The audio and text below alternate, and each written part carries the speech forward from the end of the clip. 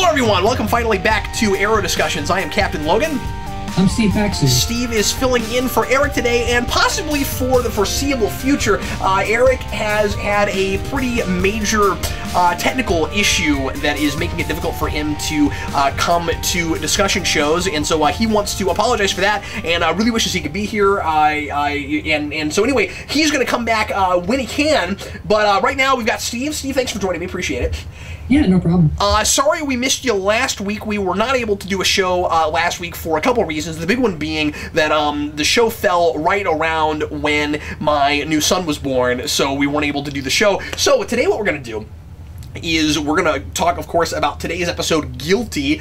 Guilty. We're going to talk about Guilty, but we're also going to, at the beginning of the program, pretty much right about right now, we're going to talk about last week's episode, The Secret Origin of Felicity Smoak, and we're not going to answer questions and comments from the audience this time because they're now a couple of weeks old and a lot of things have happened, so we're going to fill that time that we usually do talking with the audience directly through comments. We're going to talk about last week's episode a little bit. Now, it's been a couple of weeks since I've seen the episode, of course, so I'm going to do my best to kind of jog my memory, and we're not going to have like I said, we're not going to have a full, complete discussion on it, but we'll hit a couple points here and there briefly. Won't do the categories and stuff for that episode. We'll just talk about it real briefly. Secret Origin of Felicity Smoak. I like that, Steve, that we got some background for Felicity. A little more, I guess. I think the idea of doing that was a good idea. I don't know overall that I like what her background was. It's too easy. Yeah, that's exactly what I was gonna say. It's too easy. This is a pattern the show's had since the end of season 2 of it's just too easy. Felicity is an IT girl that has a big career and has ambitions of revolutionizing things, and that's her backstory. There's nothing to it beyond what you imagined it was before this episode. All the way to the point of, as soon as she's finished with all that, she immediately puts on the exact look that she has now. I didn't like that at all. Like the fact that she had the whole goth girl thing going on wasn't that big of a deal to me, although I'm sure you were thinking the same thing I was the whole time, Steve. Chloe from 24. But I was like, oh, so you're doing the reverse Chloe. So you can reverse Chloe, yeah.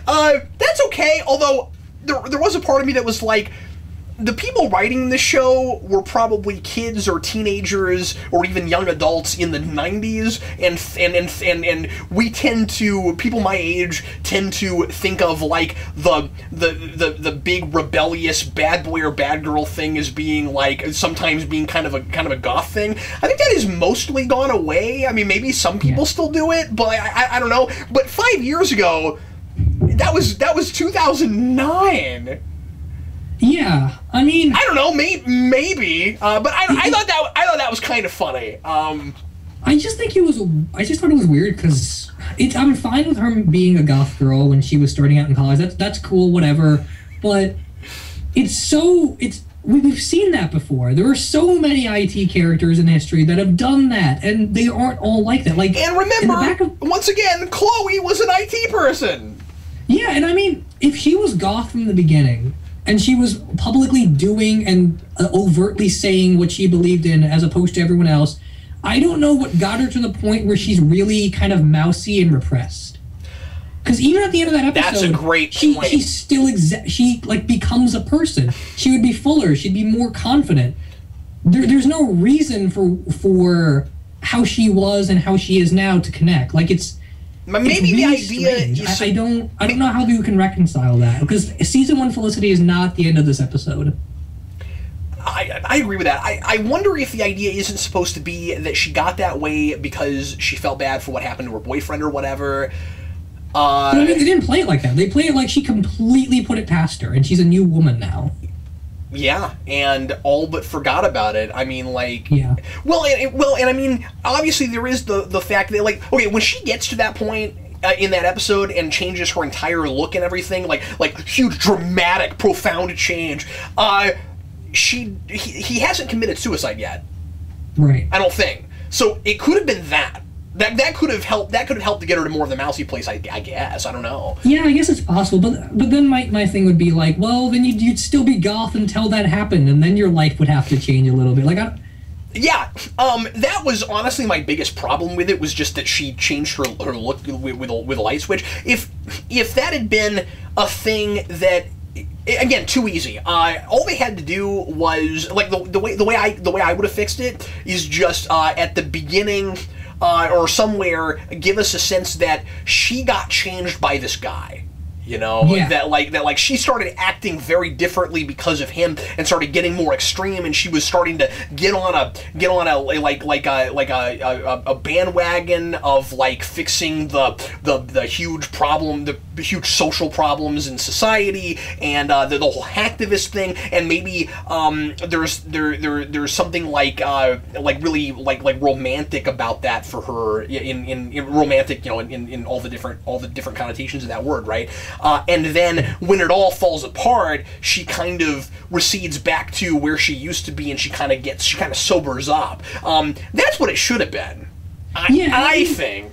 There's, like, a pretty obvious parallel going on between her ex-boyfriend and Oliver, of, like, this guy repressed her, this guy brought her out, but they're both sort of doing the same thing, going about it different ways. Well, that's a good point, and yeah. she sees one, she doesn't see the other. That all makes sense. And then at the end, when she takes the gun out of his hand and she's able to overcome him, it shows how much she's grown. The problem is, she overcame him twice. Yeah. He had no control over her, at least when the way that ending works, in the middle of this episode. That's there for dramatic effect, but it doesn't line up. Like, she already proved that she can get over him once. So her, like, not telling Oliver about her, and then her crying and all that stuff, and then, like, her getting up and being able to beat him, that's not really a payoff, because we've seen it, and we know it happened that way. Yeah, I hadn't thought about the parallels between him and Oliver, and it says something about the kind of guys that she's often attracted to. She likes heroes or people who play at being a hero. She, of course, that's become a really... that's a big trope that we've seen used in a lot of superhero shows lately, right? We've got that going on a little bit in. What was it? Oh, no, I'm sorry. Actually, same show. We've got it going on with Laurel, too, in the episode we're talking about today, where she's going after Wildcat. I was sitting here like, what's the other show I just watched? Oh, it was Arrow. Yeah. So like, and then, of course, she goes after Flash, but he's a little bit closer to her initial sensibilities. Yeah, like you said, too easy. Again, I applaud them for trying to give her an episode. The stuff with her mother worked better than I thought it might. I mean, again, I don't love it, but I mean, like, we've seen it before, right? Like, the main character brings their parents in, and they have two separate worldviews, but at the end of the day, they reconcile with each other's differences, and they're a happy family again. I guess what made me more okay with it was that at first I thought she was there completely at random, and I liked that there was a plot thing that got her there. Yeah, that's fair. Because I thought she just happened to be there at exactly the same time as everything was going on with her boyfriend returning and the Brother Eye stuff and all of that. That was by the way, I thought that was a really strange way to get Brother Eye in here. Yeah. But okay, whatever. That's a comic thing. But I was like, really? That okay? Yeah, it was strange. Yeah, I didn't mind the setup for the episode. I just minded all the executions. Like, every character is there for a very particular reason. I don't mind the reason. Like, Ray Palmer is hitting on Felicity. Her mom's there because of her past boyfriend. Her past boyfriend believes in his cause and he's trying to recruit her again. All of that makes sense. It's just none of that really goes anywhere that isn't predictable or uninteresting. Like, Ray Palmer, I have no idea what his character is. I'm still there. He's just flip-flopping all the time. I don't know who he is. And I loved him in the first episode, but I loved his potential, and we're nowhere near what that potential is supposed to be. And I gotta be honest with you, this is gonna sound kind of rough, probably for some people, but this season's starting to lose me a little bit.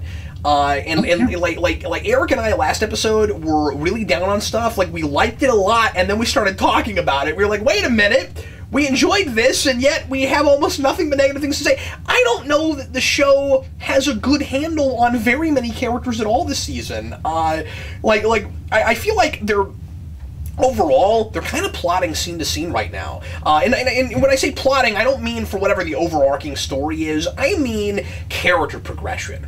Like who these people are right now, where they're going, what they want, the choices they're making. Oliver has that maybe to a somewhat lesser degree than other characters, but like the thing is, a lot of the time it's just as I keep saying, it's kind of a communication thing where I can't decide if the show knows when characters have like double standards. Like, does Oliver have a double standard on purpose? Sometimes I wonder that. First season, some of second season, I felt like the show knew about that. It was like he is this damaged character that is really hypocritical and doesn't know it. But like this season, I don't know sometimes. And I feel like that with a lot of characters. Can we please talk about Thea from last episode before we move on to today's?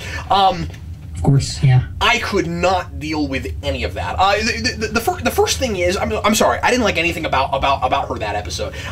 She said, it was terrible. She says a big really thing that makes zero sense to me. We'll get to it in a second. The first more broader thing I want to ask you about is, once again, kind of plotting scene to scene, kind of in the moment, trying to make something seem really dramatic, make sense for a second, feel like good TV drama, and then it doesn't add up after you get more of the big picture, right? And the big thing with her right now is they did an entire episode where she is convinced by, or where Oliver convinces her to go back to Starling City as if she had no plans to go back.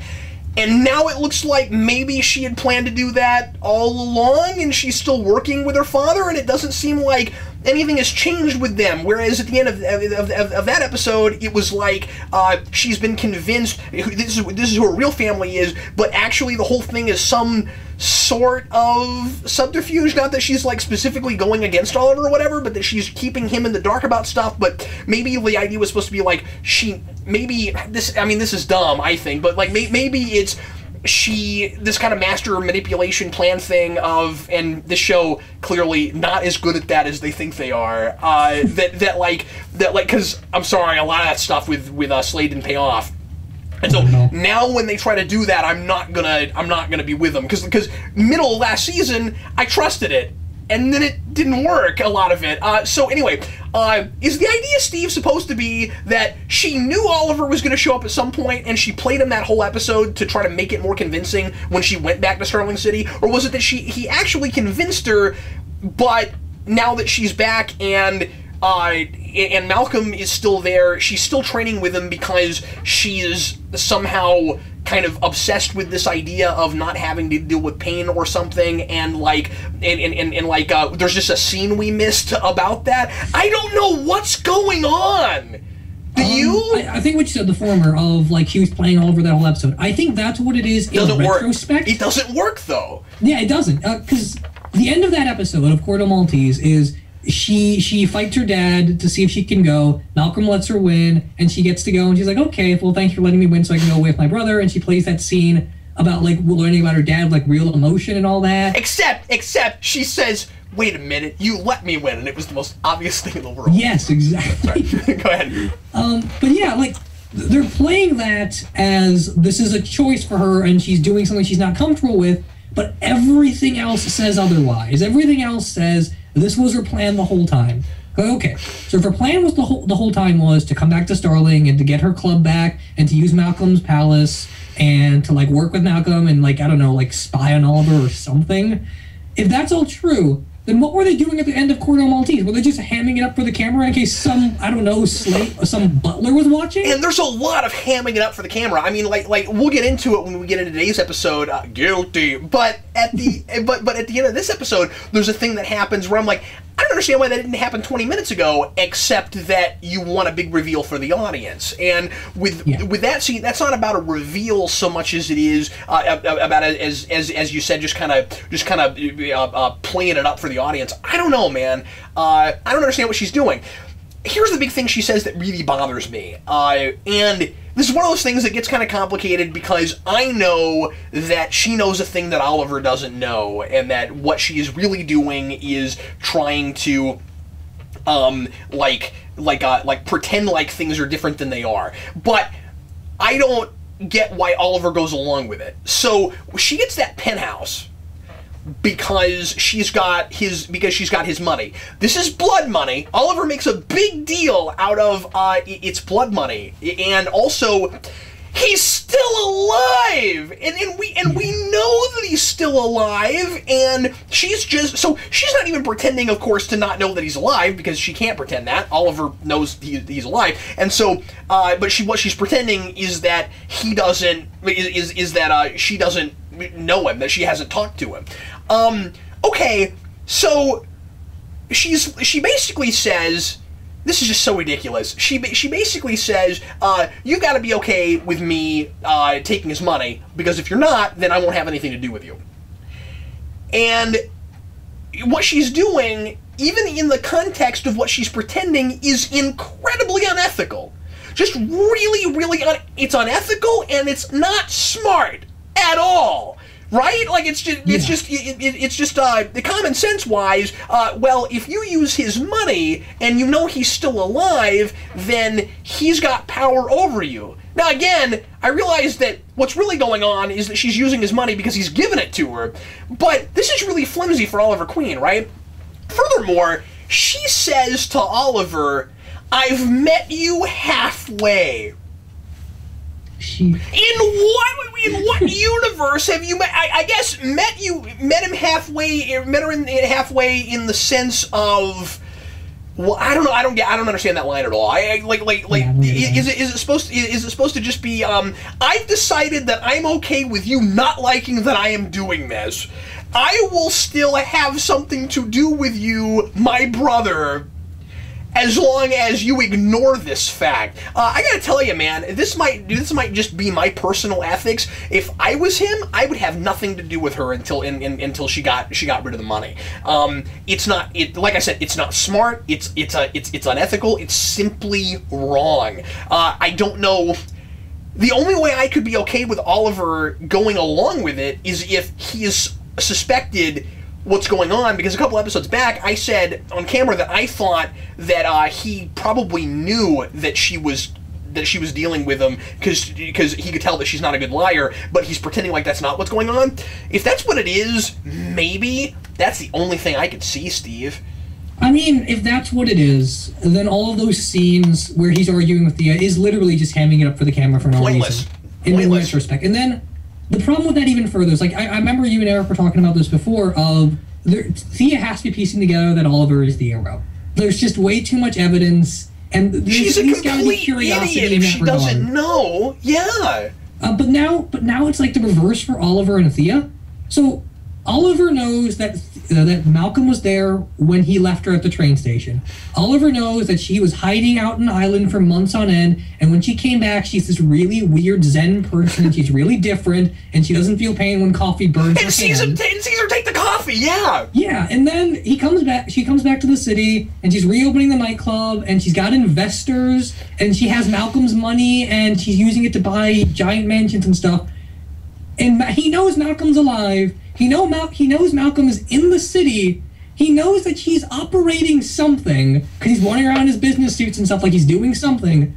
How could he not put at least two and two together? Even if it's not true, he's got to question it. Why? I think he knew enough to press Malcolm about it harder. I mean, well, but that just opens like another whole can of worms. Like, well, he should have done like 10 different things to Malcolm, like break his legs or something. Previous episode. I know. Yeah, that is still really, really out there and makes no sense to me. The whole let's just let him get away because he says he can break out of any prison. Yeah, Oliver. What if Slade had said that? Oh, you know what? I can break out of this prison that you put me on this island. And Oliver's like, well, you know what? You threatened my entire family and you killed my mother, but. Yep, you're right, buddy. I tell you what, I will drop you in the water and leave. Well, like that's how much sense that makes. And Oliver in this season, or at least in these first few episodes, he's all about drawing these really hard, irrational lines of like, I will not kill. Yeah. But the moment you tell me something, it's probably true and I won't kill you and I'll make some kind of dumb compromise about it. I won't even punish you because I can't kill you. Yeah, he's turning in some. This is going too far, maybe, but in some ways, he's turning into like a parody of himself. And again, if the show dealt with that, if it was like, Oliver, you've gone too far in the other direction, you're like you've lost perspective. That'd be really interesting. But I don't think they're. buddy, the writing of the season's just not that smart overall. I hate to say that. That's where we're at what right you're now. saying. Like, even if they went to the next few episodes and they made all the characters say that, Oliver, you're losing perspective, you're going too far the other direction, everyone else is still inconsistent. Yeah. That doesn't resolve that issue, because it's like no one knows what they're trying to be. Okay, like, so the episode we're talking about today with Guilty, Diggle says a lot of things that just don't work with his character. And he doesn't actually. Diggle does things that don't line up. Actually, Diggle doesn't say very much, but what he says doesn't make sense. So you're with me that the whole I've met you halfway line. I don't get what that is. Okay, all right. Before we talk any more negatives, though, I do want to say, because people don't know what I think of the show, I love Arrow. Yeah. I just think this season is really bad so far. I haven't enjoyed any of the episodes very much. And see, I won't. What's weird is I won't go that far. I still am really enjoying the show, but I don't think it's. It's for season 3 so far for me. It's become turn your brain off and watch it for me so far. Some of it has been. I don't want it to be that, because season 2, the first half was so good. So good, yeah. Okay, so let me try to create a little bit of perspective, at least for my part of this, and say that they did something between last episode and this and the end of this episode that I was very, very impressed with. We still have a murder mystery, and it's really cool. I'm loving that. The Roy stuff in this episode is quite good, and or at least I thought it was quite good. And I think the Roy mystery is good. We'll talk about Roy and Oliver's relationship. Oh, okay, all right, okay. Yeah. You always think of stuff that doesn't bother me initially, but yeah. Okay, no, actually, I know what you're gonna. We'll get there. You're talking about the fact that Roy all of a sudden 100% is 100% loyal and trusts Oliver for no good reason, right? Is that? Yeah. The problem we'll get to is Oliver and Roy have an unbreakable trust because the show says they do. They didn't used to have that. Okay. Yeah. Never mind. I'm with Steve on that. But I'm just saying that, like, that overall mystery, I'm suddenly invested in again. Very, very interested in. I think the flashbacks have been decent. Yeah, they've been slow going, but they always start like that. So. But this episode, let's just go ahead and get into Guilty, shall we? Jumping from the end of last episode, which was, oh really, Roy killed her? Okay. And like I said, I'm so glad that turned out not to be the case. They got me with that. Now, I have reservations about the way they revealed it, but they got me with it hard, because I didn't think it made sense. I didn't think it added up. And then the show goes, yeah, it doesn't add up. Why would he still have any residual Mirakuru? Why would Felicity not be able to find it if that were the case? I like that. I think that the way that plays with his mind, the psychology of it, that the way she died was so similar to the way that cop died. I thought that was all really good. Yeah.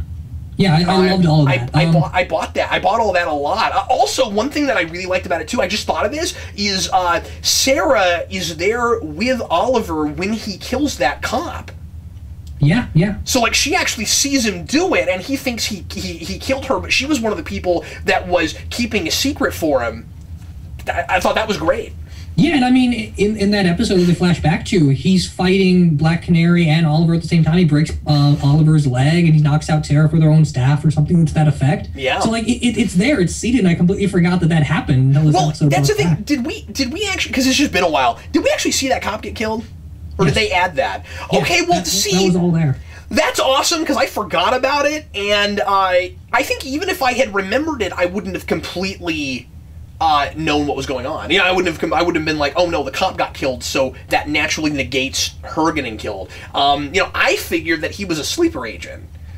And I still think there might be a sleeper agent. We'll talk about it. But where I'm at right now is, ooh, this mystery is cool, but characterization's kind of weak right now, a lot of them. So I don't know, let's go ahead and jump into to Guilty.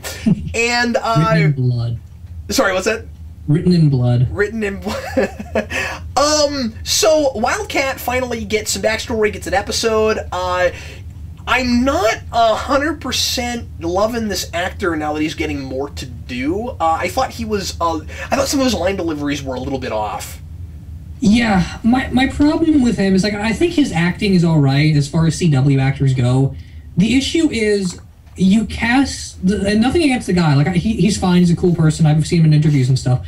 But you cast the stereotypical attractive male CW guy, but you made his character someone who would just naturally be older. Like he would just naturally be. His whole thing with Laurel and with his being a vigilante before and setting the precedent for this. All of that would work if he was just 5-10 years older. Because everything that happened was 6 years ago while Oliver was still on the island. Yeah, and I mean that's what Wildcat is. And I'm not saying like you have to be like the comics, but if you don't want to do this dumb, and they're not doing this dumb relationship between Laurel and Wildcat yet. They're platonic, they're friends, but that would sell better if he was just older. Well, and you know that she's attracted to him. I mean, I get the sense that they might be going toward a romance there, although they might not. Yeah, they might not. And I mean, the fact is, though, like, they're making us think that subconsciously just with the actor they cast, when the script is telling us we should think something else of him. That's a great... I didn't even think of that. I'm with you. Yeah, I'm with you on that. Because he looks younger than Oliver. He does. I think the actor might actually be younger than Stephen Amell, so... Yeah. Okay, so did you buy the whole retroactive...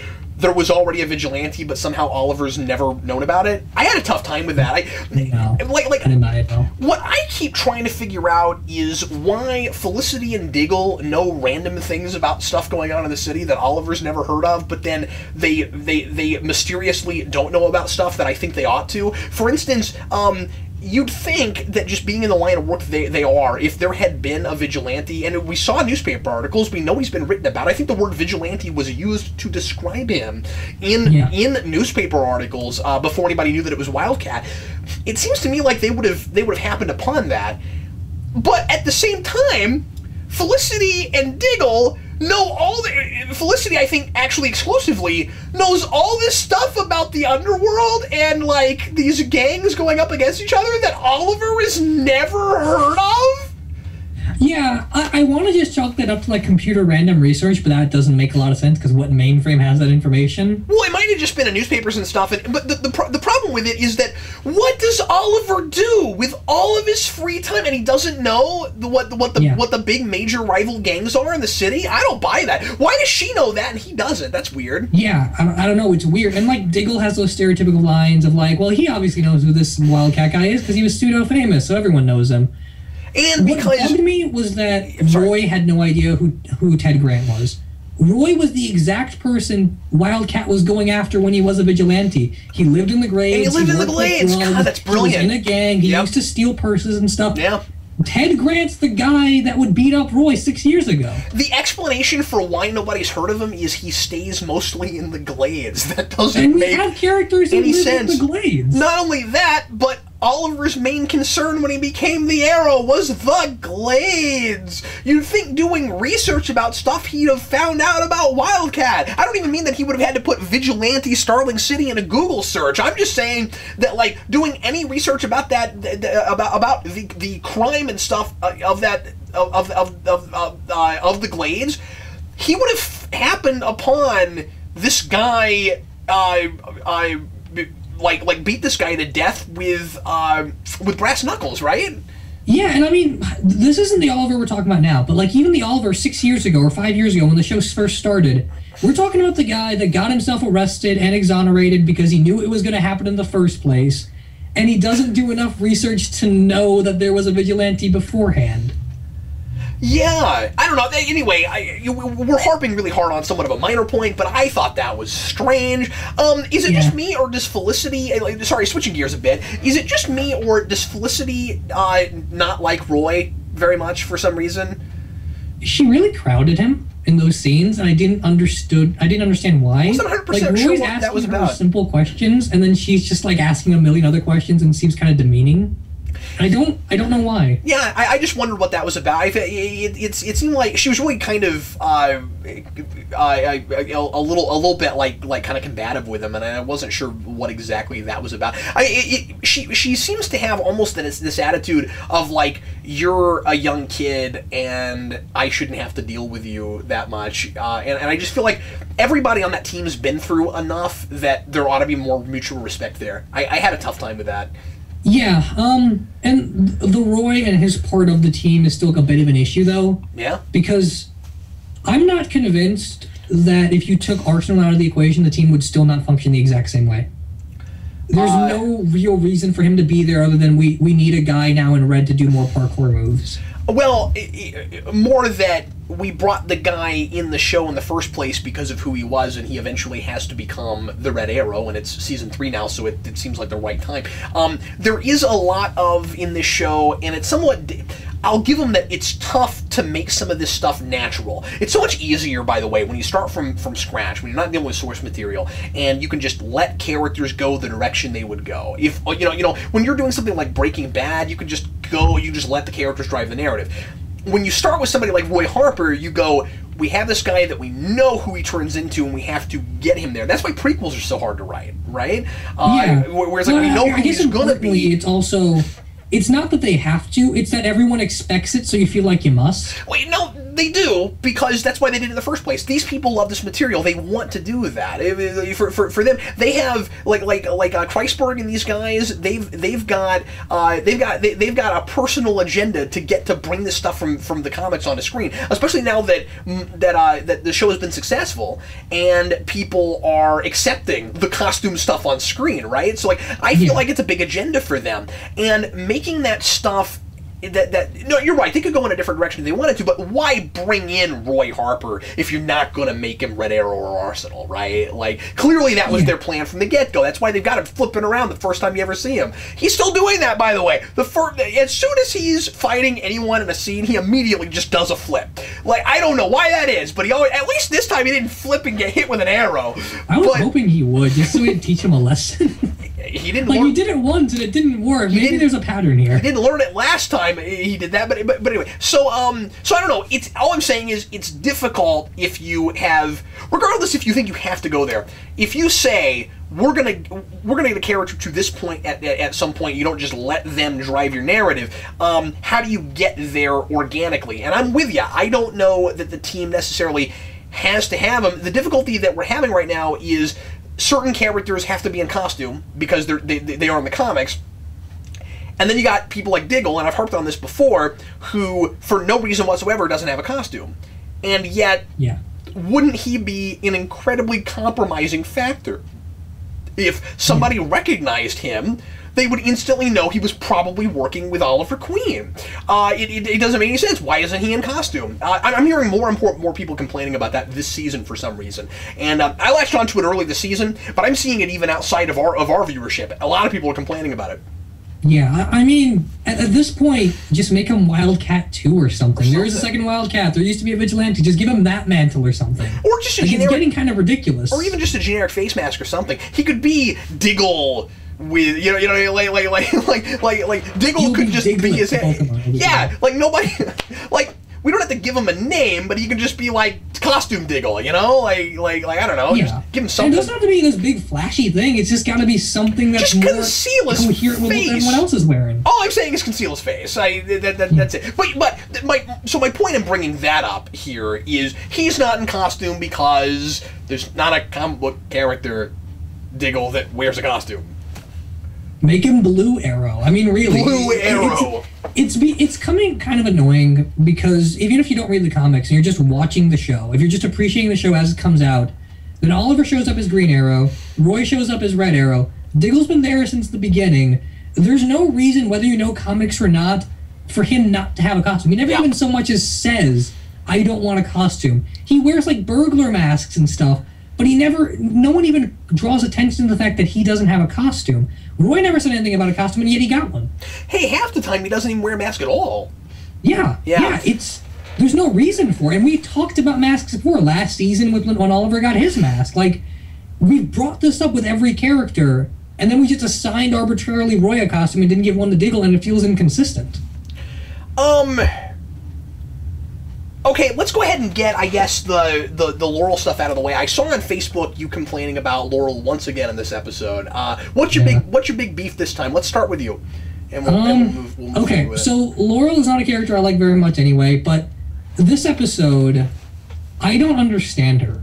I don't know where she's coming from at this point. Because we have that scene where Roy confesses that he killed Sarah, and that's a fantastic scene. I love that scene. I love the fact that he just blurts it out. That's great, yeah. And then Laurel is like, well, how can I hate you? And that's an important moral dilemma. That's there. That needs to be there. Well, now Laurel has this weird fire inside her that she wants to be a vigilante. And she wants to get vengeance for Sarah's killing, and she like enjoys it and stuff. And I don't know what they're trying to do with that. Are they trying to make Laurel like this really juvenile girl that's being a vigilante just to kind of spite Oliver? Because that's how they feel when they talk to each other.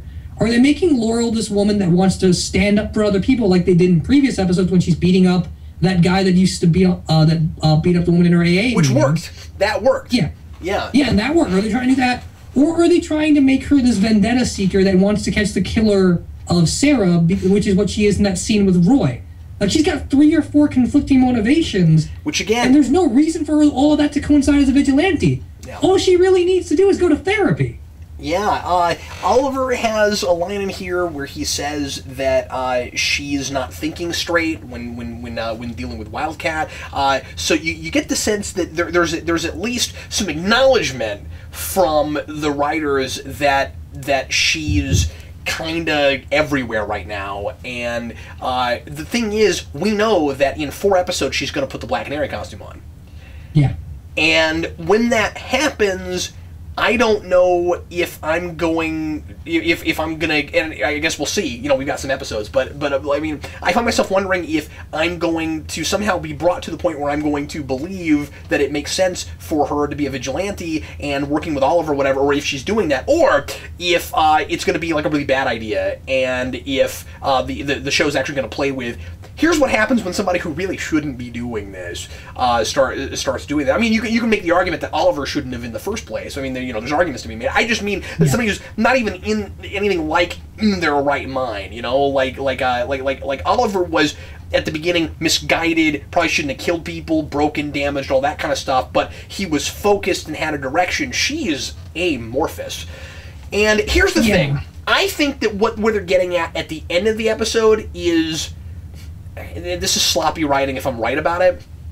I think where she is at the end of the episode is exactly where she was at the beginning of the episode before Roy. It was nothing has changed. She knows now that he didn't kill his sister. Now we don't get to see that happen. We don't see the scene where Oliver tells her that, except that at the end of the scene in the hospital, Oliver says, "Do you trust me?" My assumption is that the next thing he tells her is that Roy didn't do it, and we don't get to see that happen because the show wants to make a big giant audience reveal out of it. So I think the answer to your question, at least with the Roy stuff, is you can at least take that element out because that's a non-issue now. And so so she just simply is. I think there is no character arc for her this episode. It's.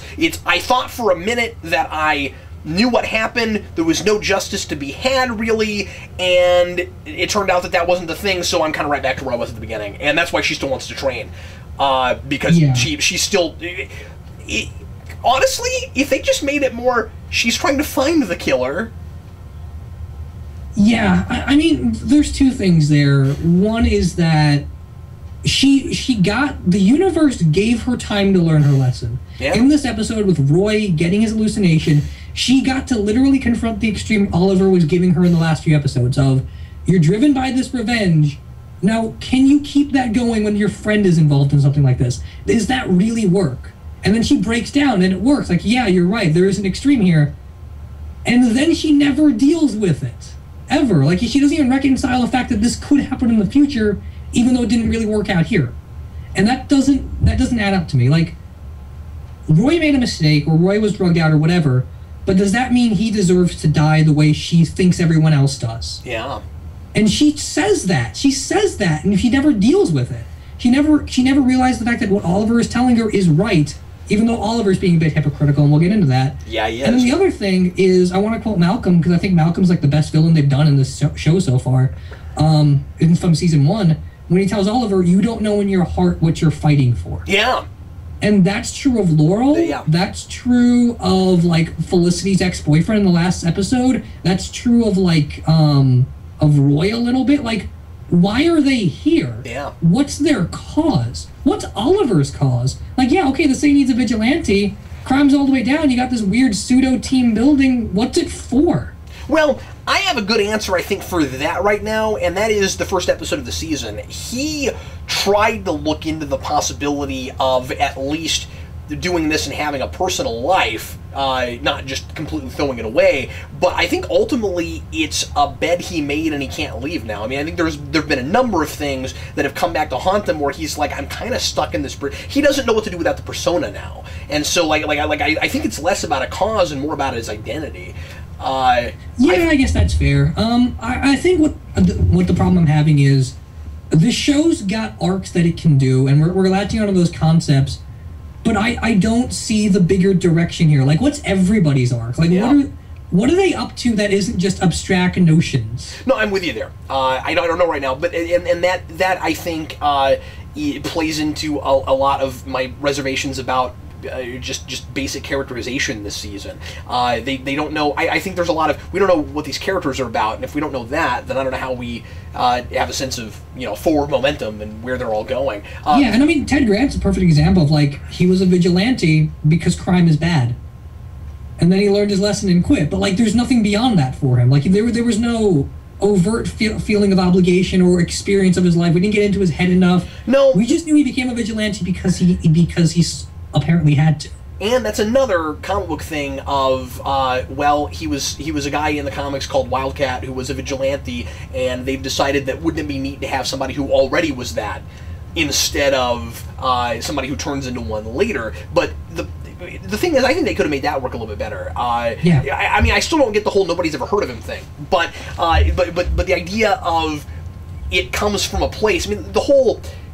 Look, we already had Roy feeling like, I need to help the Arrow because the Glades are so bad, and I come from there, and all the stuff with him. I don't think it had to be really complicated.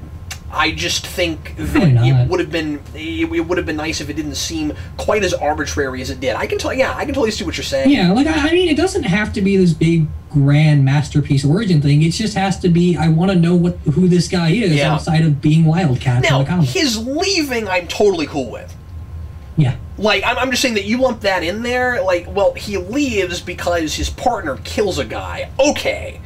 Yeah, that's fine. That's fine. But, I mean, like, that whole there's, like, this really obvious parallel between his apprentice and him, and then Roy and Oliver. And then they don't serve any cause outside of that. Well, it's too serviceable just for getting Oliver and Roy where they are at the end of the episode, and I thought that was a little flimsy. I mean, like, we're building Roy and Oliver's relationship on a foundation built with side characters that have no character, and that it's really coincidental that just happened to happen to this episode. Like, I like subplots that thematically are connected in some way, but when you have, like, if they had simply left them a little bit more separate, I mean, Oliver could be connected to it. I'm not saying that, but I'm just saying, like the fact that you got to the end of this, and everybody had to start talking about the parallels between the sidekicks. I was like, I don't know, we're laying it on a little too thick. Like early on, I thought, when we had a sidekick character, okay, this is cool. We're dealing with Roy and Oliver, and whether or not Oliver should hang on to Roy after he might have killed Sarah, even if it happened accidentally. Is he too far gone to be like, once that's happened, can we even keep working with them? What do you do with that? And then you parallel that with this other thing. Maybe that informs Oliver a little bit, but when the whole thing converges, I felt like it was too easy. Yeah, and I we'll get into, like, some stuff with, like, Roy and Oliver as far as, like, killing Sarah versus killing the cop thing goes, because on a conceptual level, that's the same thing. Yes. Whether you kill a vigilante that's your best friend, or you kill a police officer and you're not in control of it, it's exactly the same thing. I felt it's weird because Oliver's almost making excuses for him as far as the Sarah thing's concerned. Like, it's like, no, it's okay, I can deal with this, it's gonna be fine. And then when he revealed it as a cop, he's like, well, don't worry about it, it was just a cop, it's all cool. And Roy is like, well, no, it's not cool, and Oliver doesn't see that. Well, the nice thing is, at least they see, and that's why I say there is a potential for the show. it's slim, but there is a potential for the show to deal with this idea of Oliver has lost perspective. The only people that matter, he's in like this little box, the world is all about whoever is in the Arrow Cave and knows about the Arrow Cave, and that's it. Like, the fact that Roy actually walks out on him in that scene, and I'm always the first to say I don't like the character like walks away angry scene just for dramatic effect. This one worked, and I like that at least the producers and writers are like are give Roy that really that really human and sympathetic moment of yeah, no, this is not okay, dude. Like we really we're gonna sweep this under the rug. Also, that's very much in Oliver's character, though. I think. I mean, like Oliver. We had a lot of stuff last season about how he lies as a matter of course. Sometimes maybe he lies even when he doesn't have to, but he finds some way to spin it like it was a necessity, and so he'll do whatever he thinks is necessary, and he's lost perspective. So that stuff's okay if we deal with it. But yeah, you're right. I mean, there definitely is a huge double standard there. The Sarah thing only matters matters more than the cop because she's our friend. Let's talk about the Diggle thing right there, since we're there. Yeah. I don't understand anything he's talking about when he talks about the double standard thing. He says, we can't have a different set of rules for us and the bad guys. I mean, I'm with him there. But then he goes on to say that Oliver needs to get rid of Roy if it will do anything to get justice for Sarah. I feel like what the episode is doing is simply trying to manufacture that word keeps coming up in my head when I'm watching the show some this season, where it's trying to manufacture a reason for Oliver to think about getting rid of Roy on the team so that we can connect that up to this Wildcat thing and then we can have a happy ending with them at the end.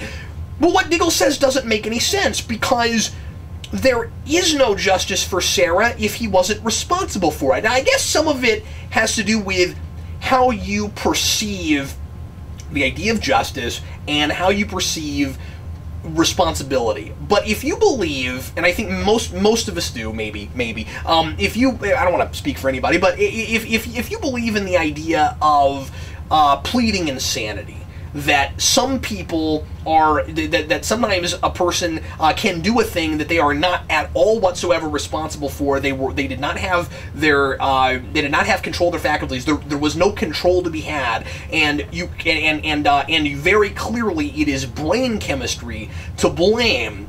Then how can you get justice for her murder any more than you would try to get justice for a staircase she accidentally fell down? Yeah. I don't understand that. Because it is indisputable that if he had done it, he is not to blame. And Oliver believes that with the cop, that he's not to blame. He wanted to sweep it under the rug and not let Roy ever know about it because he doesn't blame Roy for it because it wasn't his fault, really. Yeah, and what Diggle should have said, if anything in that scene, is we need to deal with this now. Oliver keeps letting Roy just walk away. Yeah. And he can't do that. There needs to be a moment where they all sit down and talk to Roy about this. Because at this point, we don't know about the cop. But even if we did, if we knew about the cop during that Diggle scene, Diggle, if not Felicity, if not Laurel, should be furious that Oliver kept this.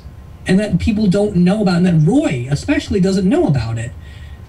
There's a question of loyalty here that doesn't need to be there. It's there. Yeah, I don't think there is any question. But like they're forcing it in there of like Diggle says we have to abandon him. Like, no, you're John Diggle. You were in the army.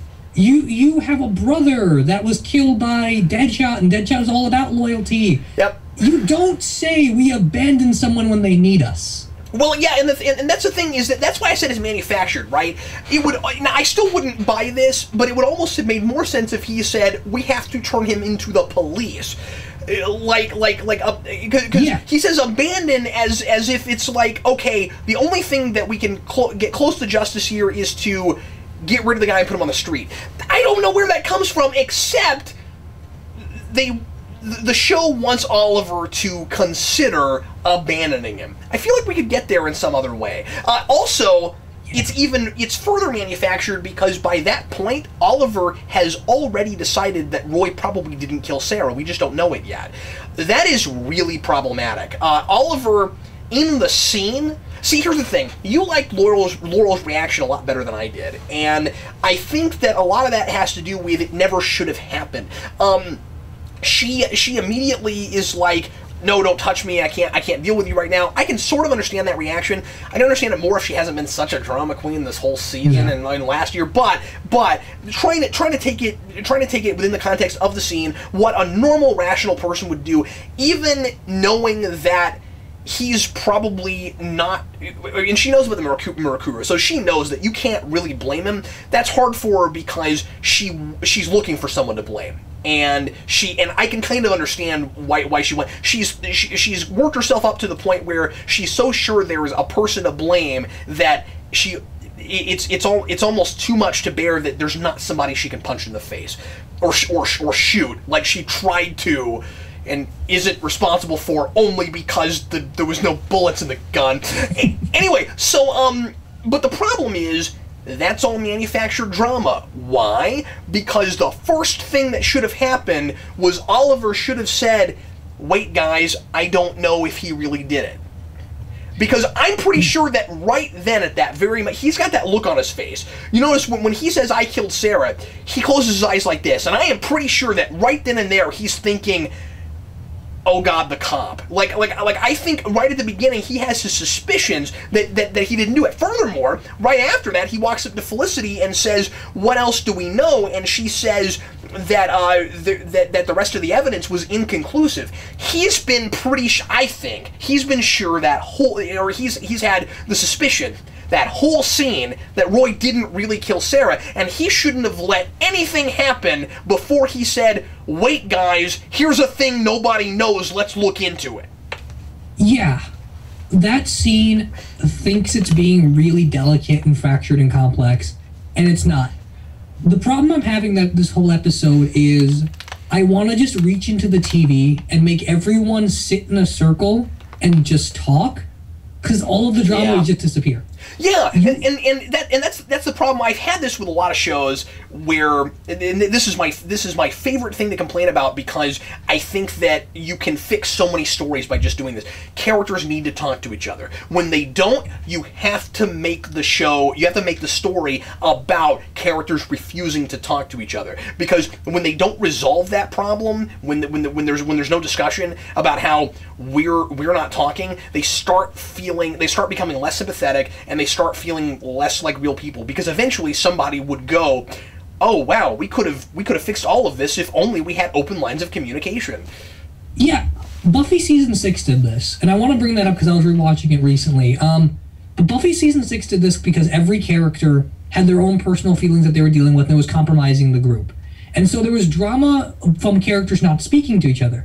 The reason that worked over this is because they addressed what these characters' psychologies and philosophies and stuff are. We know who these people are, and we know the downside of if they say this. If Buffy says, you pulled me out of heaven, what does that do to everybody else? If Giles says, I want to leave you, what does that do to someone who has a fractured psychology from being ripped out of heaven? If Willow, this is not that. This is just people don't know what the whole story. If Willow continues doing magic even when she told everybody she wasn't, what happens?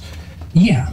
Because that was in there too. I mean, every character had something. Yeah, exactly. And Buffy season 6 is one of my favorite seasons of that show, and it has its issues. But even so, it's doing the same thing better. And I don't want to compare them too much. Yeah. But it just proves that you can do this better. Like, we're not harping on it just because. We're harping on it because there is a precedent for it. And importantly, they're not doing it as a gimmick to try to manufacture drama. They're saying something with it. There's character progression that comes out of that, and characters are learning when it's bad not to talk about stuff. But in this show, I'm not sure that the writers are even thinking about the lack of communication, except as a gimmick to get in a scene. And that's why I say that we're kind of plotting too much scene to scene. That in a scene, oh, look how dramatic it is. That Diggle line really bothered me. I thought it was entirely out of character, and that's everything watching this on a second viewing, I liked it less than I did the first time, because when you get to the end and Oliver has that drop about the cop, I liked it for the sake of the ongoing narrative with the mystery, but I was like, he should have mentioned something about this 20 minutes ago. And once again, it might be because he thinks he always has to keep things secret. But if they don't do anything with that, so anyway. Yeah, I mean, Oliver and Roy have developed this relationship off screen of evidently, like, they're extremely tight and they trust each other fully, and they're like this weird brother, father, son, apprentice, master kind of thing. But we're only getting that because the show says it's that. And instead of, like, going through the motions of saying, well, Oliver's keeping this secret, Roy's keeping this secret, they're having these personal issues and having them talk to each other about it and strengthening their bond through it, we're just saying that this breaks their relationship and this fixes it, and we're not doing anything with it other than that. I don't like the fact that I think Oliver and Roy trust each other only because they don't want to end up like someone else. And that someone else isn't interesting anyway. But more going with the first thing you said. Yeah, that's because it's just too flimsy, and like, is that really a good foundation for a relationship? I kind of get the sense that it's more that they're trying to convince us that they already had a more solidified relationship, and that maybe that's why they're going to be okay moving on over Wildcat and his sidekick. But I really feel like we could have done a better job building that. I mean, we've had some really fun, humorous moments between them earlier in the season. Don't get me wrong; they're making me like them together. But the problem is, I haven't seen enough to make me believe that we've gotten all that far away from Roy vehemently disgusted with Oliver for what he was keeping from him toward the end of last season. If you recall, they didn't work well together. He left, and he seems to be back now, mostly because the show wants him back now. Yeah, and they didn't handle the Mirror Crew thing well, because I know someone would point out that, well, after Roy got the Mirror Crew, he was sane again. Yeah. That doesn't fix the issue of these guys didn't see eye to eye for a while. Yeah. And they have different practices. Well, there's an anger and trust issue between them that just got paved over. That's the difficulty you get into, too, when people aren't in full control of their faculties, right? Is that the entire time he was on Mirakuru, we don't know how much of it was the real Roy and how much of it was the drug. And so now that he's off the drug, we've got the real Roy, and maybe the show is... Maybe we're supposed to think that nothing he did when he was on Mirakuru was the real Roy at all, and I think that's going too far. Because he does some things during all that I like. I see a real person. I don't think he's completely not himself that entire time, right? So yeah, I don't know. Anyway, I'm feeling down and depressed and want to stab myself right now. So we should talk about some any positive things we have with this episode, and I like that. I like the flashbacks in this one a lot. Because we've had a lot of episodes where we do flashbacks and we kind of really vaguely, or maybe not even vaguely, but because that might imply subtlety. They're like we kind of act like they inform the present day stuff more than they do, or like we just don't go far enough with them. This time I felt like it was a lot less about pushing forward the story from that time, and more about dealing with the idea of repressed memories and how to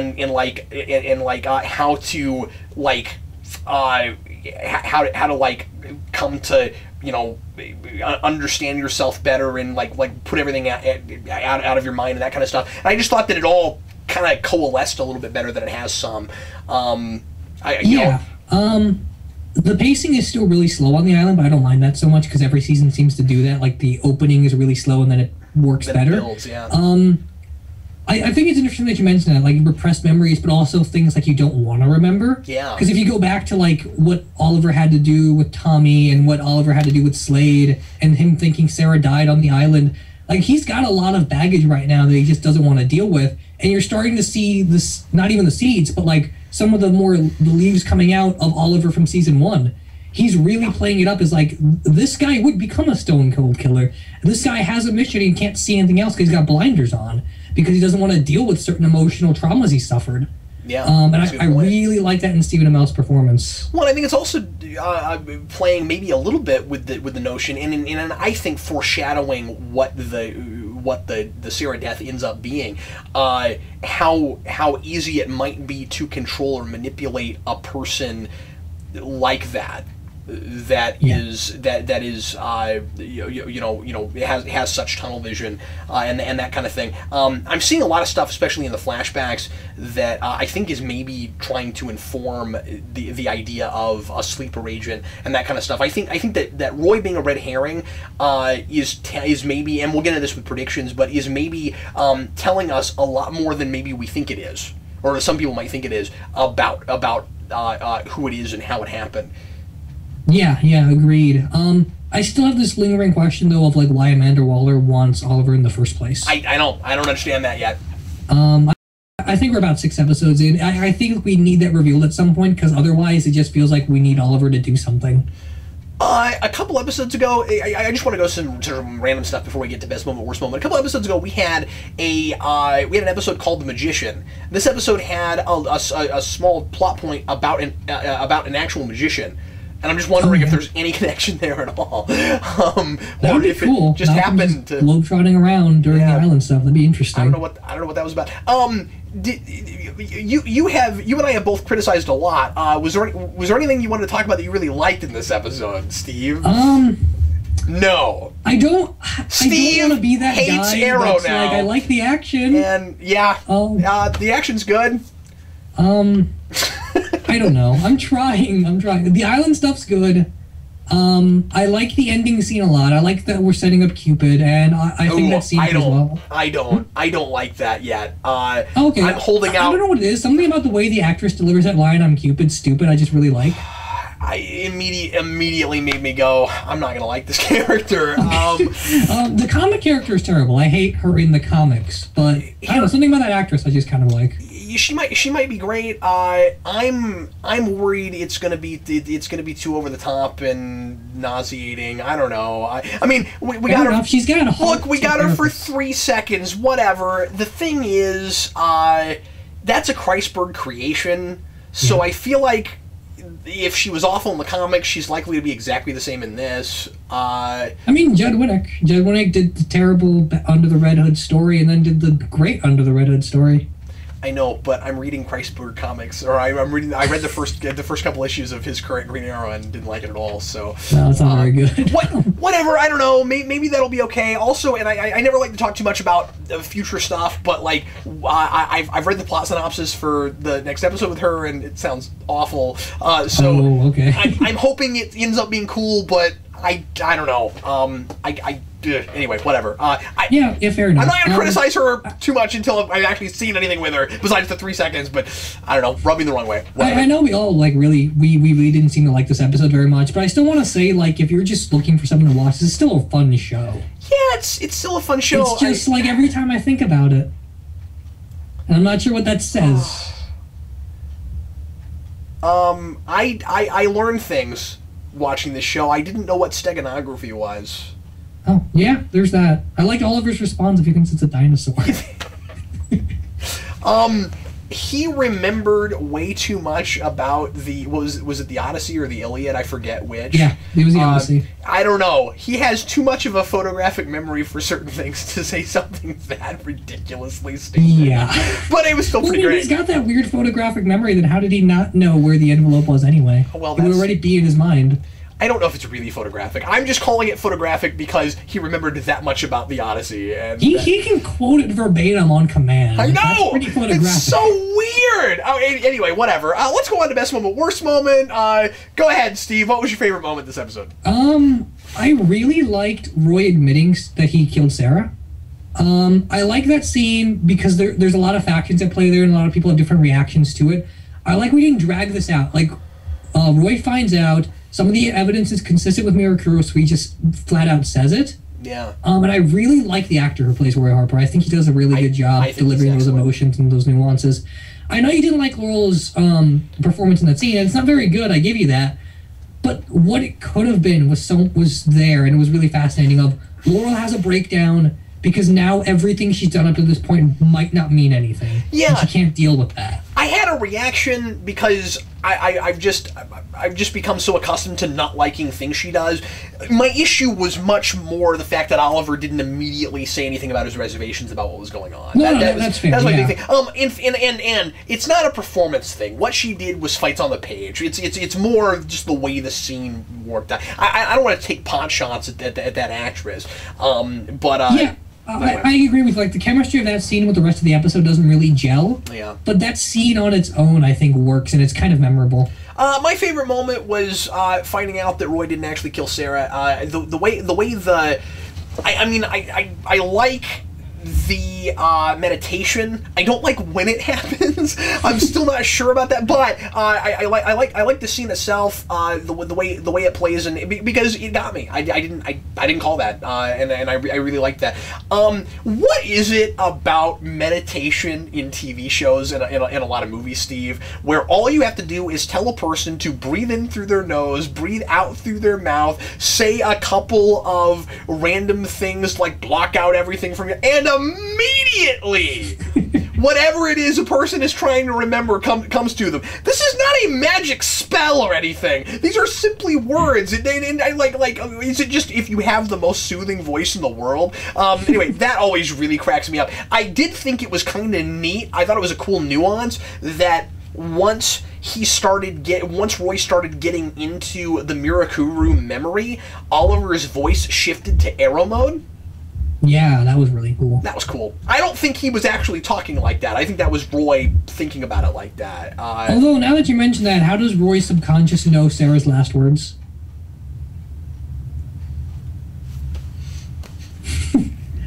just saying. Does he actually in that prior episode? Does he actually hear her say her last words? Wasn't he? Does. It's that exact scene, except then you see the other side and it's Roy. And he wasn't there when it happened, was he? Nope. Only Laurel. There's no way he would know unless Laurel said, but Laurel doesn't even know her last words. No one knows them. There's a lot of stuff going on for the audience's benefit right now. Steve, what was, I hate to ask, your worst moment? I want to say the Diggle thing, but I think we talked about that enough. I'm going to go with Laurel, Ted, and Ollie on the roof when they're talking to each other and trying to devise what to do. And Ollie just really juvenilely keeps saying that you beat to death. That you beat to death. Did I mention you beat a guy to death? And he doesn't like that. He's like, remember, Laurel, he beat a guy to death. You say that you beat a guy to death. The way you're saying it, it's almost like you're seeing one of those like sing-along videos where you see the words and then there's like the dot bouncing. Like, you beat a guy to death. That was also one of my worst moments, and for a different reason. I don't like that Laurel is a jerk face enough to Oliver to tell Wildcat that they used to date. Yeah, that was dumb. Because now he has something to possibly, if he really wanted to, help him figure out who the Arrow is. That seems like first of all, that seems really unfair to Oliver in that, you know, he's trusting her to keep his secret. Secondly, how is Oliver not protesting that? He doesn't even say a word about it, and I thought that was weird. If I was him, I would be like, hey, by the way, how about you not give personal information about the Arrow? How about that?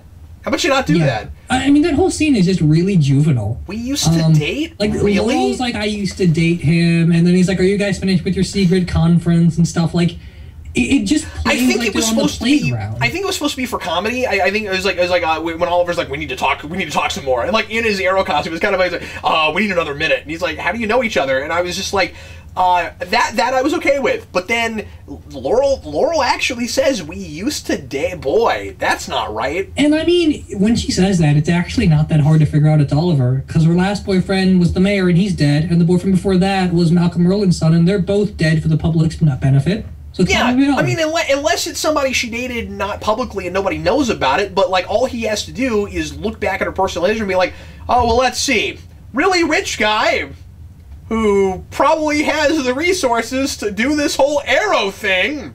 The last terrorist implicated his mother, and then the terrorist after that killed her. I wonder. Yeah. So that was, I don't know.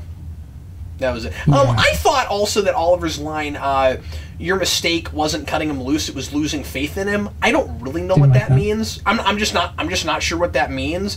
I also didn't like when Roy was beating the old apprentice guy and he tells Oliver point blank, "Don't abandon me." Yeah. I feel like that's way too on the nose. I don't think Roy would say that, because Roy's in a give up kind of mood right now anyway. I don't know. I was okay with that, but like when I don't know that line, like your mistake was losing faith in him. Like, he beat a guy to death. I mean, I would lose faith in my partner if he did that to him. Like, what was he supposed to do? Keep taking him in the field? Yeah. Like, here's the thing. The situation with Roy is different, and I think the episode is being too simplistic and not recognizing enough that the situations are different. One of these people is on drugs, and the other one did things completely of his own accord. They're different situations. Yeah, it's weird. It's really trying to force a parallel between them. Oh, in my notes, I do have a very minuscule technicality that doesn't even really count, but I can criticize it if you want. Sure, Steve. Why not? I just thought this was funny. Felicity and Diggle are like the body from 6 years ago, and the bodies now were beaten by a guy with left-handed knuckles, and Ted Grant is left-handed. When we see the apprentice, he fires a gun with his right hand. So that doesn't make sense. Doesn't matter, but, you know. Yep, I suppose that's a good point, yeah. This episode wasn't real quotable. I didn't have a quote.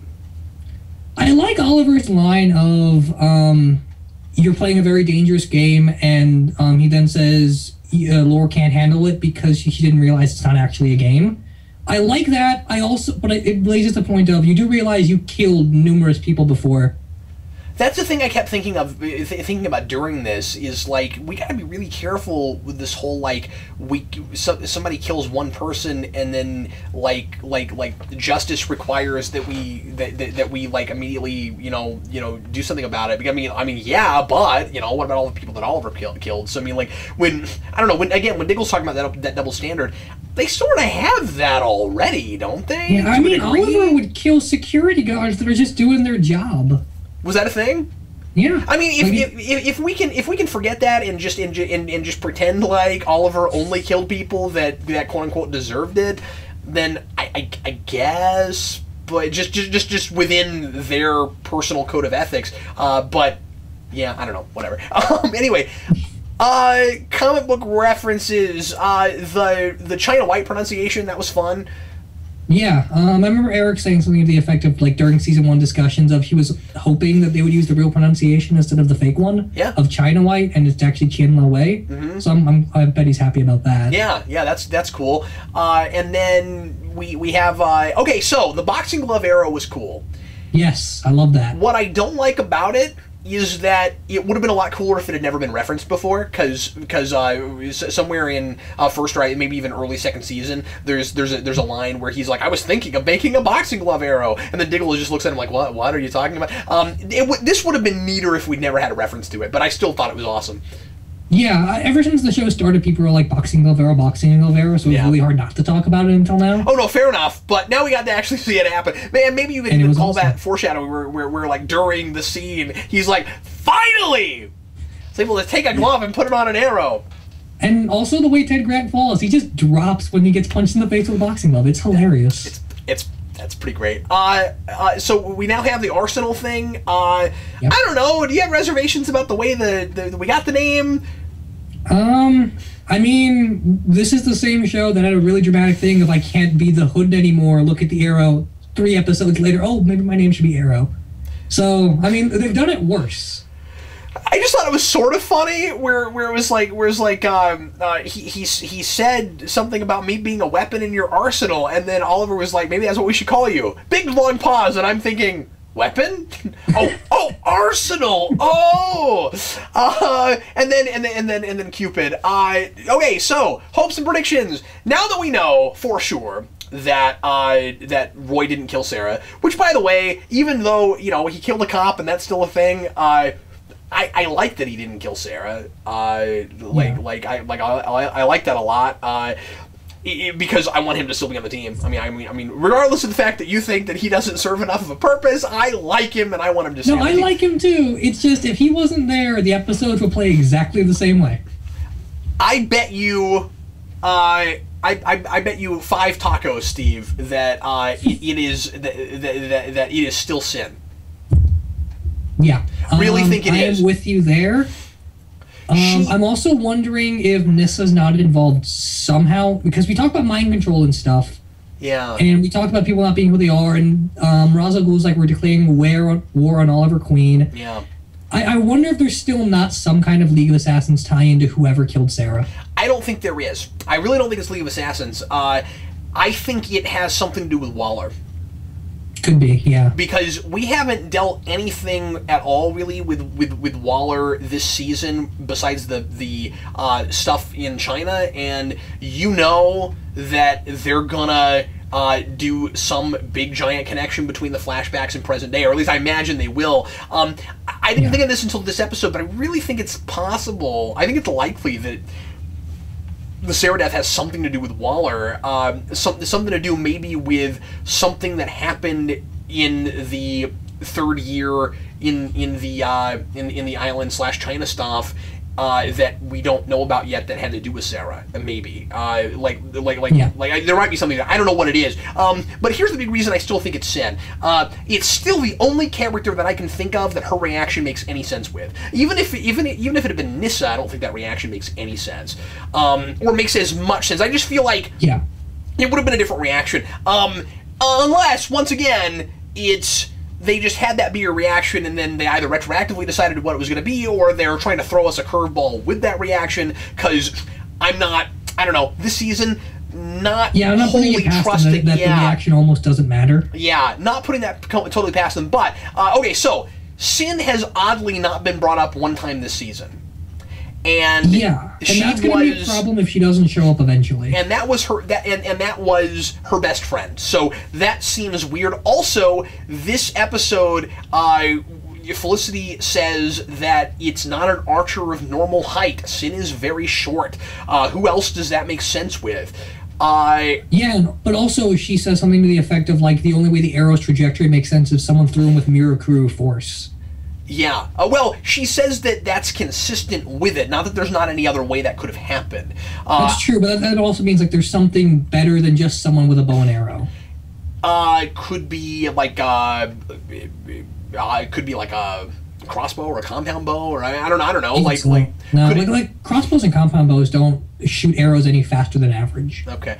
So that's a good question. Is it possible that Sin somehow has a similar thing to Roy, and that Roy is supposed to be kind of like foreshadowing for that, where, like, maybe for some reason she's on Mirakuru, or, like, again, I think she's a sleeper agent. Certainly I don't think that whatever happened was completely by choice, or maybe she's partially a sleeper agent, and like, she's gonna be somewhat responsible for this, whatever happens, right? This isn't gonna, it's not gonna be just like Roy, where she did a thing, but she was completely out of her own control. I don't think they'll go there, especially because of what her name is. Right. Yeah, you're right. I also read somewhere, like, someone's guessing that it's Thea, and I think that could potentially work. A lot of people said that early on. I still don't think it's her. I think that's too easy. Yeah, but again, given what we've gotten so far. Yeah, I don't know. I also don't think it's Cupid, because Cupid's too tall. And also, Sarah. Her arrows have hearts on them. And also, Sarah's never met her. So, anyway, do you have any predictions or hopes? I kind of wonder if we're gonna bring back Malcolm and Oliver, and we kind of reconcile that B plot before the big who killed Sarah thing. We've got a lot of subplots going on. I kind of want that to wrap up first. I'd like to see that wrapped up too, just because I don't understand it. Yeah, same. I don't get Thea's reactions to anything. I don't get why Oliver didn't just, straight up break Malcolm's legs, but there's numerous problems with that. Break his legs, dude. All right, well, let's go ahead now and go on to trivia questions for today. Eric's not here, so Steve, why don't you go ahead and give us your trivia question for today? Okay, I feel like this might be a little bit easy, but Wildcat was once voiced by a retired military sergeant. Who was this voice actor? Okay, then. Well, that makes sense. Let me go ahead and... It was a really good voice, too. I'm not sure how many times he did that role. I gotta be honest with you, that was a character I had not even heard of before the show. Oh, really? You didn't watch him in Justice League or anything? It's been a while since I've seen some of those. And I'm not watching that whole series, so I know, okay. I still need to do that. There's an episode where essentially what happens in this episode between Ollie versus Wildcat and Laurel in the middle happens in Justice League. Okay. It's handled much better, needless to say. My question from last time was, assuming that, yes, my question from last time was from 2 episodes ago, where was Laurel scratched up on her face, and it was on her right cheek and left on her forehead, and that was first answered by Zombie Thing MD, so good job to you. He's been answering a lot of things correctly lately. Well done. And he's an MD, so, you know, he diagnosed her. And my question for today, Steve, is... Let me get it 1 second. Where is it? My question today is, what does Wildcat have a tattoo of on his right arm?